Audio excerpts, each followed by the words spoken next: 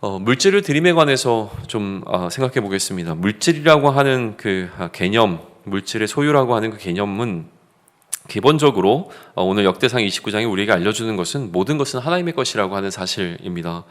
이 땅에서 우리가 소유할 수 있는 것은 아무것도 없고요. 나그네와 같은 삶을 살아가는 우리들에게 이 모든 것은 다 임시적인 것이라고 하는 사실을 다시 한번 리마인드 시켜주고 있죠. 그러므로 드릴 수 있다는 것 자체가 감사라고 하는 것을 기억해야 된다라고 이야기를 합니다.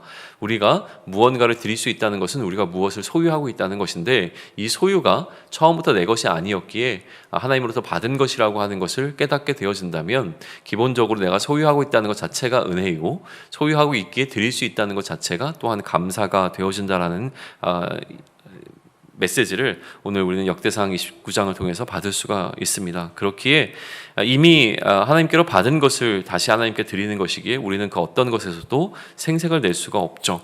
그러니까 중요한 것은 얼마나 많이 또 얼마나 자주 우리가 하나님께 우리의 것을 드리느냐라고 하는 것보다 가장 중요한 것은 그렇게 드림에 있어서 나의 마음이 어떠한 상태에 놓여 있는가를 점검해 보는 것이라고 우리는 이야기할 수 있을 것입니다. 드릴 때 내 마음 가운데 과연 기꺼워하는 마음, 또 자원하는 마음, 기뻐하는 마음이 있는가라고 하는 것이죠. 내가 하나님을 위하여 또 하나님의 나라를 위하여 나의 시간과 물질과 나의 노력을 사용할 때에 그것이 나에게 어떠한 마음 가운데 이루어지고 있는가를 점검할 필요가 있다는 이야기예요. 역대기 기자는 하나님은 우리의 행함보다 그의 행함을 이끈 마음을 보시기를 원하시는 하나님이라고 하는 사실을 분명하게 알려줍니다. 우리가 무엇을 행했는가 보다 그 행함을 이끌게 했던 그 마음의 중심, 그러니까 마음 안에 중심에 어떤 마음이 있는가를 보기를 원하신다는 것이죠. 결국 우리의 물질을 받으시는 이유가 선명해집니다.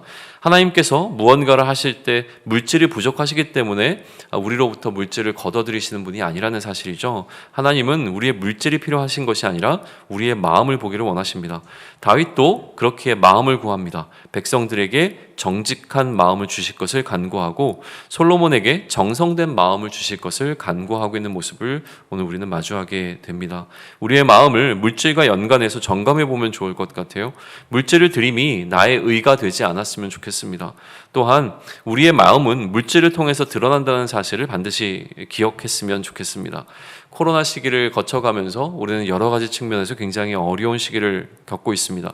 하나님께서 왜 우리에게 이러한 어려움을 주시는가라고 하는 질문에 여러 가지 답변을 할 수 있겠지만, 그럼에도 불구하고 우리 삶 가운데 찾아오게 되는 어려움은 늘 우리를 긴장시키게 됩니다. 이러한 긴장은 우리의 신앙에 이러한 텐션을 가져오게 되는데, 이 어려운 시기에 우리의 공동체와 우리 개인들이 이 물질이라고 하는 것에 우리의 마음을 빼앗기지 않기를 소망합니다.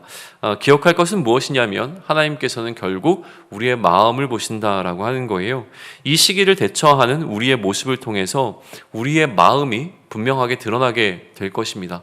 이 어려운 시기에 우리는 긴장하면서 우리가 해야 할 것들을 하겠지만, 그러한 우리의 행함을 결정하게 되어지는 우리의 마음이 결국 이 시기를 통하여서 하나님께서 우리에게 보고자 하시는 것이라고 하는 것을 우리가 놓치지 않는다면, 이 어려움의 시기에 우리의 믿음이 오히려 빛을 더 발할 수 있기를 소망하고요.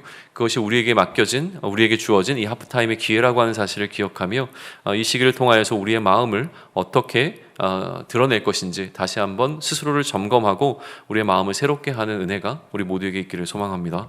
아멘.